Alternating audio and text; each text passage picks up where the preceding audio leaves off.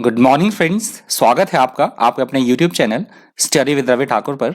चलिए आज के द हिंदू एडिटोरियल वोकैबुलरी की शुरुआत करते हैं। वोकैबुलरी के पीडीएफ के लिए आप मुझसे टेलीग्राम ग्रुप पे जुड़ सकते हैं। मेरे टेलीग्राम ग्रुप का नाम है स्टडी विद रवि ठाकुर। तो इस डॉक्यूमेंट की जो पीडीएफ है आपको मेरे टेलीग्राम ग्रुप पे मिल जाएगी। टेलीग्राम ग्रुप का लिंक मैं इसी वीडियो के डिस्क्रिप्शन बॉक्स में भी पिन कर दूंगा, तो आप इसी वीडियो के डिस्क्रिप्शन बॉक्स में जाकर मेरे टेलीग्राम ग्रुप के लिंक को एक्सेस कर पाएंगे। तो चलिए शुरुआत करते हैं वोकैबुलरी की। आज की द हिंदू एडिटोरियल जो पहला एडिटोरियल दिया गया है आज का, वो दिया गया है कोविड वैक्सीन के बारे में। अभी 16 जनवरी से जो वैक्सीन है वो लगनी शुरू हो जाएंगी। तो इंडिया में दो जो वैक्सीन है उनको मंजूरी मिली है। एक है आपका कोवैक्सीन और दूसरा है कोविशील्ड। तो इन दो जो वैक्सीन है, इन दोनों वैक्सीन को मंजूरी मिली है। तो 16 तारीख से एक अच्छी खबर है, वो वैक्सीन लगनी शुरू हो जाएगी। और जो दूसरा एडिटोरियल दिया गया है द हिंदू का, वो दिया गया है अभी महाराष्ट्र में एक हॉस्पिटल में 10 बच्चों की इन्फेंट है, 10 बच्चों की मृत्यु हुई है ड्यू टू फायर। आग लगने से आग लग गई। तो वहाँ पे वो सवालिया निशान उठा रहे हैं उसके ऊपर कि हॉस्पिटल में ऐसे इंतजामात नहीं थे कि वो आग पर काबू पा सके। तो इसके रिगार्डिंग पूरा एडिटोरियल दिया गया है, तो आप दोनों एडिटोरियल पढ़ सकते हैं द हिंदू के। तो चलिए शुरुआत करते हैं आज की वोकैबुलरी की। आज की वोकैबुलरी का पहला वर्ड है बोल्स्टर। बोल्स्टर यहाँ पे वर्ब की तरह यूज हुआ है। इसका मतलब होता है किसी को प्रोत्साहन देना, किसी प्रक्रिया को, किसी पर्सन को उसको बढ़ावा देना, समर्थन देना, उसको और अधिक सशक्त बनाना। That is called bolster. If you bolster something such as someone's confidence or courage, you increase it. That is called bolster. Next word है mortality. Mortality यहाँ पे noun की तरह यूज हुआ है। इसका मतलब होता है किसी एक जगह पर मरने वालों की संख्या, या हम बोल सकते हैं मृत्यु दर। That is called mortality. The mortality in a particular place or situation is the number of people who die. That is called mortality. Next word है efficacy. एफिकेसी यहाँ पे नाउन की तरह यूज हुआ है। इसका मतलब होता है किसी भी चीज की क्षमता, उसका बल, उसकी प्रभाव इफेक्टिवनेस, या उसकी प्रभावकारिता होना कि कितनी इफेक्टिव है वो चीज। That is called efficacy. If you talk about the efficacy of something, you are talking about its effectiveness and its ability to do what it is supposed to. That is called efficacy. Next word है placebo. Placebo यहाँ पे noun की तरह use हुआ है।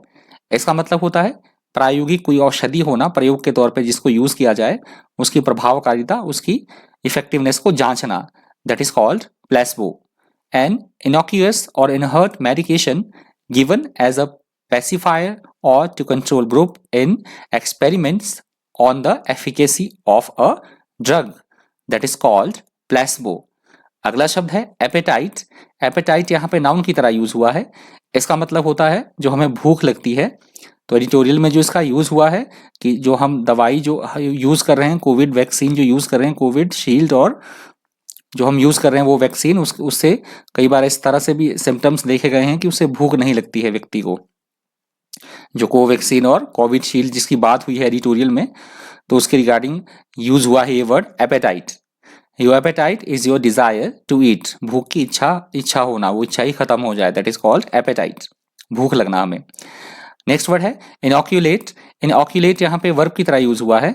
इसका मतलब होता है बीमारी, किसी भी बीमारी के से बचने के लिए, उसके बचाव के लिए व्यक्ति को या मनुष्य को या फिर पशु को टीका लगाना, टीकाकरण करना, इंजेक्शन लगाना, उसको बोला जाता है इनऑक्यूलेट। To protect a person or animal from a disease by giving him, her or it a mild form of a disease with a needle which is put under the skin, मतलब an injection। तो उसको English में बोला जाएगा inoculate। Next word है avert। avert यहाँ पे verb की तरह यूज हुआ है।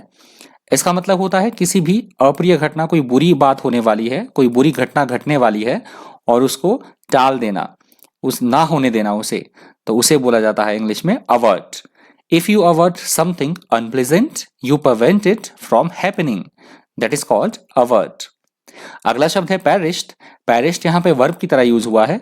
इसका मतलब होता है किसी भी चीज का तबाह हो जाना, नष्ट हो जाना, खराब हो जाना, समाप्त हो जाना, मर जाना, उसे बोला जाएगा perished.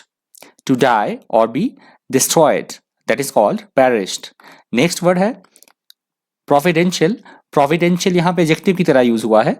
इसका मतलब होता है ऐसी कोई घटना, ऐसी कोई बात जो कि सौभाग्यपूर्ण हो, अच्छी हो। That is called प्रोविडेंशियल।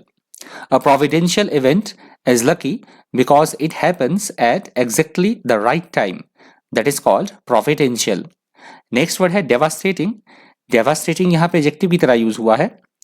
इसका मतलब होता है ऐसी कोई स्थिति या ऐसी कोई बात, ऐसी कोई घटना जो बेहद विध्वंसकारी हो, विनाशकारी हो, बहुत ज्यादा खौफनाक या भयानक, डरावनी हो, उसे बोला जाता है इंग्लिश में devastating.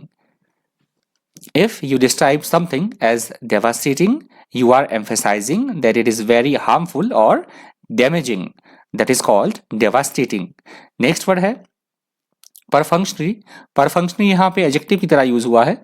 इसका मतलब होता है किसी भी काम को बिना दिलचस्पी के साथ, हमें कोई इंटरेस्ट ना हो और हम केयरलेसली वे से, बहुत असावधानी की तरीके से उसको जल्दी जल्दी कर रहे हैं. हमें कोई भी उसमें इंटरेस्ट, कोई भी ऐसा काम करना जिसमें हमें किसी भी प्रकार की दिलचस्पी ना हो, कोई भी रुचि ना हो, इंटरेस्ट ना हो और बड़ी केयरलेसली वे में, असावधानी तरीके से हम उसे जल्दी जल्दी करें, तो उसे बोला जाता है परफंक्शनरी. A perfunctory action is done quickly and carelessly and shows a lack of interest in what you are doing, and that is called perfunctory. Next word है aggravate. aggravate यहाँ पे वर्ब की तरह यूज हुआ है. इसका मतलब होता है किसी को उत्तेजित करना, उसको भड़काना, या हम बोल सकते हैं किसी भी स्थिति को और ज्यादा गंभीर कर देना और ज्यादा बिगाड़ देना, किसी भी सिचुएशन को, उसे बोला जाता है aggravate. If someone or something aggravates a situation, they make it worse. That is called aggravate. Next word है रिग्रेस. रिग्रेस यहाँ पे एडजेक्टिव की तरह यूज हुआ है. इसका मतलब होता है कोई भी काम बहुत सावधानी से करना, बहुत कड़ाई बरतना करते हुए, सख्ती के साथ करना, बहुत बारीकी के साथ करना, जिसमें कि गलती की संभावना बहुत कम हो, इस तरह से काम को करना, तो उसे बोला जाता है regret. A test system or procedure that is rigorous is very thorough and strict. Thorough and strict, माफ कीजिएगा, thorough है and strict. That is called rigorous. और आज की वोकैबुलरी का अंतिम शब्द है carnage. carnage यहाँ पे नाउन की तरह यूज हुआ है. इसका मतलब होता है एक ही जगह पर बहुत सारे लोगों का मारा जाना, सामूहिक हत्याकांड, या हम बोल सकते हैं नरसंहार.